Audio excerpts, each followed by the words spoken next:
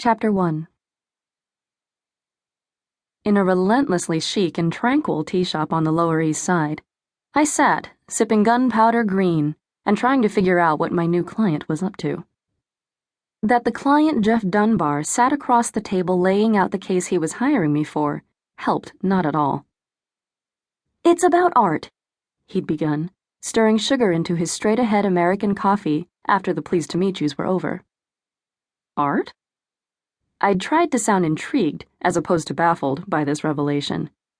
Dunbar had called the day before, saying he needed an investigator and had seen my website.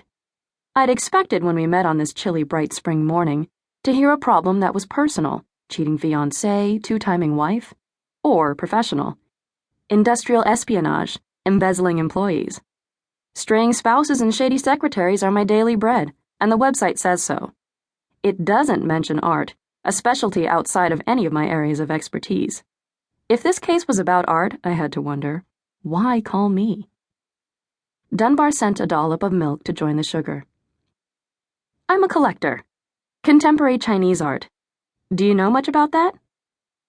Oh, this had to do with my contemporary Chinese-ness? "Not much, no." He nodded and settled back. "It's a cutting-edge collecting area. Not really inside the PRC, even among the new rich, but in the West.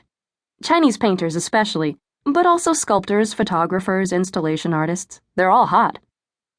His voice was pleasant, measured, as though lecturing at a symposium on the globalized cultural marketplace. He looked the part, too. 30-ish, short dark hair, polished shoes, the only business suit in sight.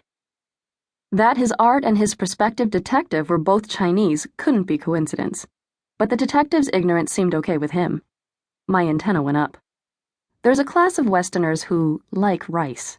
They're attracted to Asians, or, really, to their own exotic fantasies. If Jeff Dunbar had chosen Chinese art and me for that reason, he was about to get a fast goodbye, and stuck with the check. But he didn't look it, and he wasn't acting it. Those guys invariably wear something Asian, at least a tie with a double happiness pattern. They order tea, and during zen-like pauses, they gaze soulfully into my slanty eyes. Jeff Dunbar came across as a guy in a boring suit conducting a business meeting. I decided to see where this was going. "Tell me about this art. I don't think I've seen much of it." I ransacked my brain, came up with little besides misty mountains and pine trees from 5 or 6 dynasties back. "Is it like classical art? Ink on paper, that kind of thing?" "Interesting you should ask."